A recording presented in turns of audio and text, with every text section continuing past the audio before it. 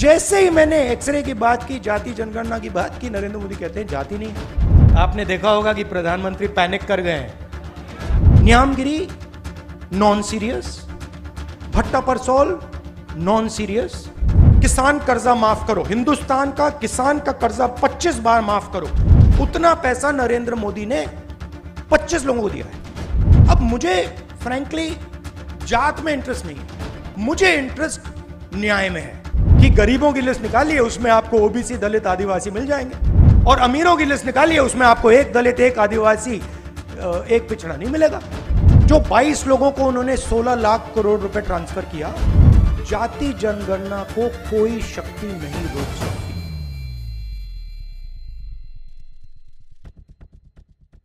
आपने देखा होगा कि प्रधानमंत्री पैनिक कर गए हैं। हाँ, बिल्कुल हिल गए हैं, घबरा गए। क्रांतिकारी मैनिफेस्टो है। आप सुपर पावर की बात कर रहे हो, और जो आपके देश को बनाता है, चाहे वो नाई हो, चाहे वो दर्जी हो, चाहे वो बढ़ई हो, मेटल वर्क्स का काम करता हो, इलेक्ट्रिशियन होता है, उसको आप छुपा के बंद कमरे में रखते हो। फिर मीडिया में मेरे बारे में कहते थे कि पॉलिटिक्स में इंटरेस्टेड नहीं है, नॉन सीरियस है। आपने देखा होगा मीडिया में 24 घंटा non serious, non serious, non serious. MNREGA non serious, जमीन अधिकरण bill non serious, Niyamgiri non serious, Bhatta Parsaul non serious, Amitabh Bachchan, Aishwarya Rai, Virat Kohli serious.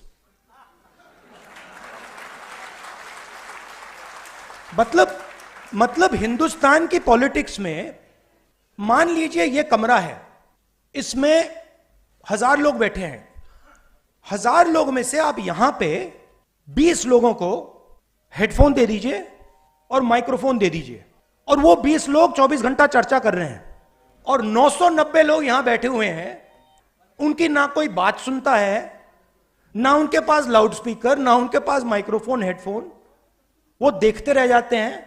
और जब भी कोई 90% की बात करता है तो वो नॉन सीरियस हो जाता है। तो मैंने शुरू किया, मैंने कहा देखता हूं ये जो लोग कह रहे हैं नॉन सीरियस, इनकी कंपनीज में इनके स्टेक होल्डर्स कौन है, इनके जो बड़े बड़े पत्रकार हैं, जो एंकर्स हैं, मैंने इनके नाम निकालने शुरू किए।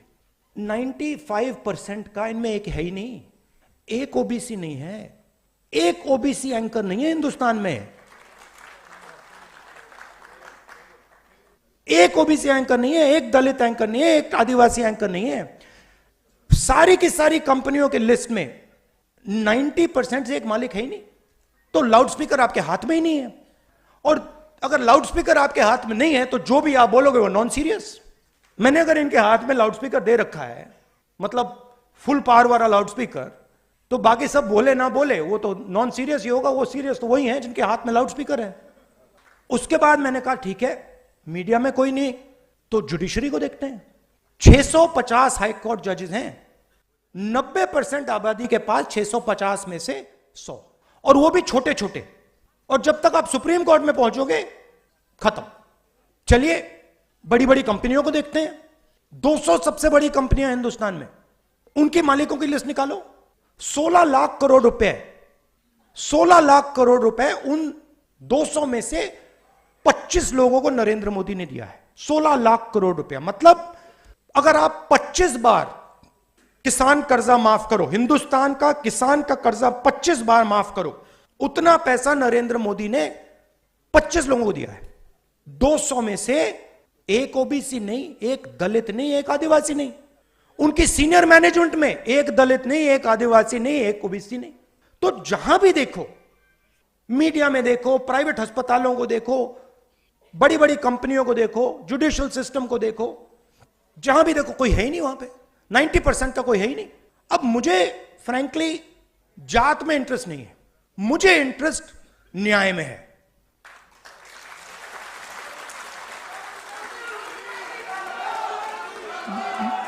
मैं सिर्फ ये कह रहा हूं कि हिंदुस्तान में आज 90% के साथ अन्याय हो रहा है, भयंकर अन्याय हो रहा है।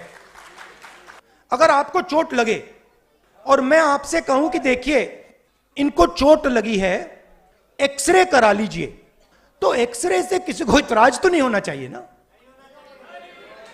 मगर आप देखिए, नेशनल मीडिया को देखिए, नरेंद्र मोदी को देखिए, जैसे ही मैंने एक्सरे का शब्द प्रयोग किया, मैंने सिर्फ यह कहा कि टेस्ट करते हैं अन्याय कितना है, सारे के सारे खड़े हो गए। देश को तोड़ने की कोशिश हो रही है, देश को बांटने की कोशिश हो रही है। एक्सरे से क्या बटेगा, कैसे बटेगा? एक्सरे से सिर्फ 90% को यह पता लगेगा कि उनकी भागीदारी कितनी है। अब सारे के सारे देशभक्तों को यह अच्छा लगना चाहिए।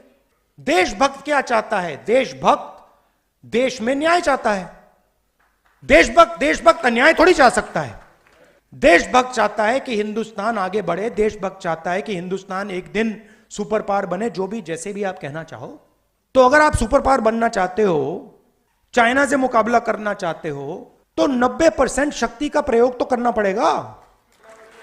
अगर आप 90% की शक्ति का प्रयोग ही नहीं करोगे तो कैसे बनोगे? तो बड़ी इंटरेस्टिंग बात है कि सारे के सारे लोग अपने आप को देशभक्त कहते हैं, सारे के सारे जो अपने को देशभक्त कहते हैं, एक्सरे से डरते हैं। मोदी जी ने 10 साल देश को कहा कि मैं ओबीसी हूं। जैसे ही मैंने एक्सरे की बात की, जाति जनगणना की बात की, नरेंद्र मोदी कहते हैं जाति नहीं।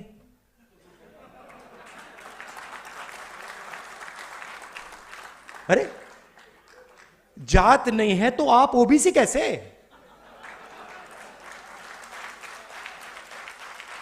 फिर आपको उस टाइम कहना था मेरी तो कोई जात ही नहीं है।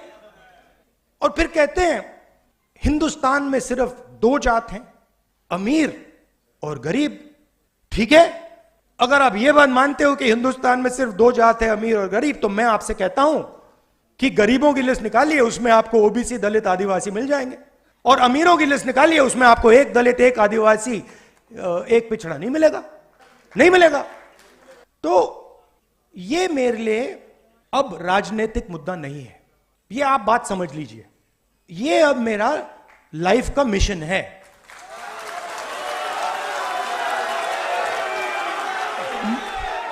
अब लाइफ मिशन में और राजनीति और लाइफ मिशन में फर्क मैं आपको बताता हूं। लाइफ मिशन में कॉम्प्रोमाइज नहीं होता है। राजनीति में कॉम्प्रोमाइज किया जा सकता है, लाइफ मिशन में कॉम्प्रोमाइज नहीं होता। और सबसे पहले इसमें एक पॉलिटिकल डायरेक्शन है।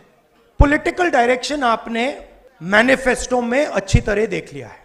आपने ही कहा कि मैनिफेस्टो क्रांतिकारी डॉक्यूमेंट है, उसमें एक्सरे है और उसमें जो इनकम इनइक्वालिटी नरेंद्र मोदी जी ने की है, जो 22 लोगों को उन्होंने 16 लाख करोड़ रुपए ट्रांसफर किया, थोड़ा सा पैसा, ज्यादा नहीं, थोड़ा सा पैसा कांग्रेस पार्टी का मैनिफेस्टो वापस 90% को देने जा रही है। थोड़ा सा हमने कैलकुलेट करके 16 लाख करोड़ रुपए नहीं दिया, कैलकुलेट करके हमने जो हमें लगा, जो न्याय हमें लगा कि इतनी मदद करनी चाहिए, हमने मैनिफेस्टो में डाल दिया है। मगर उससे भी ज्यादा बड़ा एक काम है। जो पिछड़े लोग हैं, सबसे पहले ये शब्द मुझे अच्छा नहीं लगता है, ये पिछड़े लोग, ये शब्द अच्छा नहीं है। सबसे पहले इस शब्द को खत्म करना है।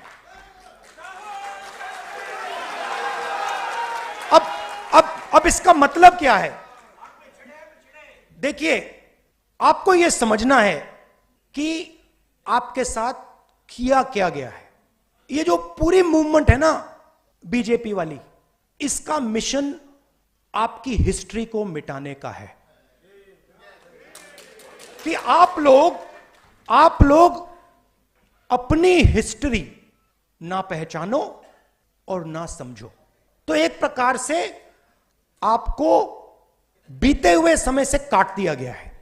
यह हुआ है आपके साथ। और आपकी हिस्ट्री है, आपकी हिस्ट्री फूले जी हैं, अंबेडकर जी हैं, नहीं अंबेडकर जी हैं, मगर वो बहुत चुने हुए लोगों की हिस्ट्री है, 2, 3, 4 लोगों की हिस्ट्री है। मगर एक्चुअली फूले जी जैसे करोड़ों लोग थे जिन्होंने अपनी पूरी जिंदगी 24 घंटा अपना खून पसीना दिया, मगर उनकी कोई बात ही नहीं करता है। जो आपकी हिस्ट्री है, जिसको मिटाया गया है, उसको रिवाइव करना है। आजादी की लड़ाई में मैं आपसे पूछता हूं, आजादी की लड़ाई में आपका क्या रोल था? क्या रोल था आपका आजादी की लड़ाई में? सेंट्रल रोल था आपका आजादी की लड़ाई में। आजादी की लड़ाई पिछड़ा वर्ग, दलित, आदिवासी, इन सब ने लड़ी, मगर कोई मेंशन ही नहीं, माइनॉरिटी भी। मगर ये एक बात समझ लीजिए कि जो मैंने आपसे पहले कहा, ये मेरे लिए राजनीति नहीं है, ये मेरे लिए लाइफ मिशन है, इसको छोड़ने वाला नहीं हूं मैं। और मैं गारंटी करके कह रहा हूं, आप लिख लो, जाति जनगणना को कोई शक्ति नहीं रोक सकती। जितना इसको रोका गया, उतनी तेजी से, उतनी फोर्स से यह वापस आएगा। क्योंकि हिंदुस्तान के 90% लोगों को यह बात समझ आ गई है। शायद वो आज कह नहीं रहे हैं, खुलकर कह नहीं रहे हैं, मगर उनको बात समझ आ गई है कि हिंदुस्तान के इंस्टीट्यूशनल स्ट्रक्चर में, हिंदुस्तान की इकोनॉमी में, हिंदुस्तान के जुडिशरी में उनकी कोई जगह नहीं है, और देश 90% उनका है। तो इसको रोका नहीं जा सकता है। और जैसे ही हमारी सरकार आएगी, मैं आपको बता रहा हूं, पहला काम जाति जनगणना होगा।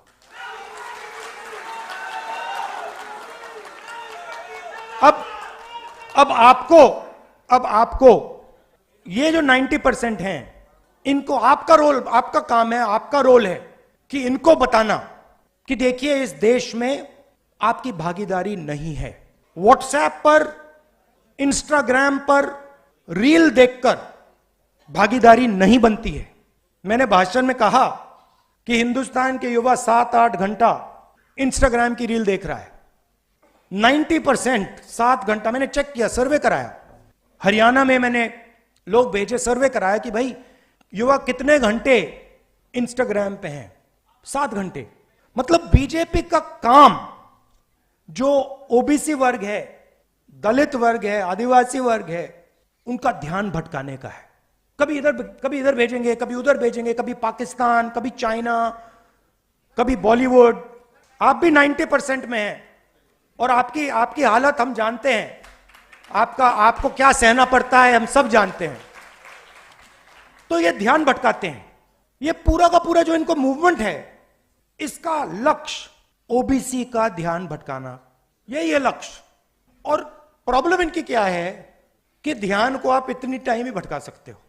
और अब वो टाइम आ रहा है कि अब ओबीसी पूछ रहा है कि भैया ये हो क्या रहा है। मतलब राम मंदिर बन गया और उसमें हमारा एक आदमी नहीं दिखा। पार्लियामेंट नया खुल गया, बड़ी पूजा हुई, नरेंद्र मोदी बैठे, मगर हमारा एक आदमी उसमें नहीं दिखा। दलित, आदिवासी, यही तो कह रहे हैं, आदिवासी राष्ट्रपति है हिंदुस्तान में। मतलब ये कौन सी भागीदारी है? हेड ऑफ स्टेट राष्ट्रपति है, नया पार्लियामेंट बन रहा है, हेड ऑफ स्टेट का काम उस पार्लियामेंट को खोलने का है, हेड ऑफ स्टेट को परे कर दिया। तो लोगों को यह बात समझ आ रही है। राम मंदिर में भी बिल्कुल यही हुआ। तो देश को यह समझ आ रहा है, 90% को समझ आ रहा है, और इसको हमें आगे ले जाना है। अब मैं ये भी नहीं कह रहा हूं कि हिंदुस्तान के मतलब जो बड़े बड़े बिजनेसेस हैं उनकी मदद नहीं होनी चाहिए, होनी चाहिए, कोई प्रॉब्लम नहीं है। मैं सिर्फ ये कह रहा हूं कि भैया अगर उनका 100 रुपए, उनके 100 रुपए की मदद हो रही है तो इनकी भी 100 रुपए की कर दो ना। अगर आप उनका कर्जा माफ कर रहे हो, उनका आपने 16 लाख करोड़ कर दिया, और हिंदुस्तान के किसान का आपने 50 रुपए भी नहीं किया। ओबीसी स्टूडेंट्स हैं, आदिवासी स्टूडेंट्स हैं, दलित माइनॉरिटी स्टूडेंट्स हैं, उनका आपने कितना माफ किया? कुछ नहीं। फीस बढ़ा दी, और फीस बढ़ा दी नहीं, बात समझिए, आपने कहा फीस बढ़ा दी, फीस बढ़ाई प्राइवेट यूनिवर्सिटी कॉलेजेस में, सही? प्राइवेट यूनिवर्सिटी कॉलेजेस किसके? वही 5% के हैं। वो जमीन कहां से आई? जमीन कहां से आई? आपकी जमीन, किसानों की जमीन एक्वायर की, स्कॉलरशिप खत्म कर दी। तो प्राइवेट अस्पताल देखिए, प्राइवेट कॉलेजेस, स्कूल्स कॉलेजेस देखिए, बड़ी बड़ी यूनिवर्सिटीज देखिए। आप जीएसटी का पैसा देते हो, जमीन आपसे एक्वायर की जाती है और फिर आपकी फीस बढ़ती है। और हर संस्था में यह है। मैं आपको छोटा सा उदाहरण देता हूं, फसल बीमा योजना। मैंने ये पूरी एनालिसिस की है। फसल बीमा योजना 45,000 करोड़ रुपए हिंदुस्तान की सरकार, स्टेट की सरकार फसल बीमा योजना को देती है। फसल बीमा योजना का पैसा 16 कंपनीज को जाता है। 16 कंपनीज के मालिकों में एक ओबीसी, एक दलित, एक आदिवासी नहीं है। उनकी सीनियर मैनेजमेंट में जिनको करोड़ों रुपए की सैलरी मिलती है, उसमें एक आदिवासी, एक दलित, एक ओबीसी नहीं। फिर तूफान आता है, किसान का खेत खत्म हो जाता है। पैसा कहां से आया? जीएसटी से आया, किसान का पैसा गया। और फिर कंपनी कहती है भैया देखो, आपके खेत में तो नुकसान हुआ ही नहीं और किसान को पैसा नहीं दिया। तो कहा जाता है कि 45,000 करोड़ रुपए किसानों को जा रहे हैं, मगर होता क्या है? 45,000 करोड़ रुपए 16 कंपनी को जाते हैं। फर्टिलाइजर सब्सिडी भी यही है। जाति जनगणना से क्लैरिटी हो जाएगी। और जाति जनगणना को मैं आपको थोड़ा समझाना चाहता हूं। आप यह मत सोचिए कि जाति जनगणना सिर्फ कास्ट सर्वे है। वो जाति का सर्वे है, मगर उसमें हम इकोनॉमिक और इंस्टीट्यूशनल सर्वे भी जोड़ेंगे। मतलब क्या होगा? मतलब क्या होगा? देश को पता लग जाएगा कि इस जात में इतने लोग हैं, दलित इतने, आदिवासी इतने, गरीब जनरल कास्ट इतने, इनकी आमदनी इतनी है और हिंदुस्तान की संस्थाओं में इनकी इतनी भागीदारी है। तो पता लग जाएगा कि मीडिया में इतनी कंपनियां हिंदुस्तान की मीडिया को कंट्रोल करती हैं, इतना पैसा हिंदुस्तान की सरकार इनको दे रही है, और इस संस्था में इतने ओबीसी, इतने दलित, इतने आदिवासी। वो सब संस्थाओं का होगा। तो ये एक प्रकार से नेशनल एक्सरे मानिए इसको। और मुझे लगता है कि 70 साल बाद ये एक जरूरी कदम है कि हम असेस करें कि 70 साल की आजादी के बाद आज सिचुएशन क्या है और इसके बाद हमें किस डायरेक्शन में जाना चाहिए। लॉजिकल है और इसका कोई इतराज नहीं कर सकता है। यह मैं आपसे कहना चाहता था। आप ये मत सोचिए कि ये काम 1 दिन का, 2 दिन का, 5 दिन का है। ये लाइफ टाइम का काम है और इसको हम मिलकर करने जा रहे हैं। आप सबका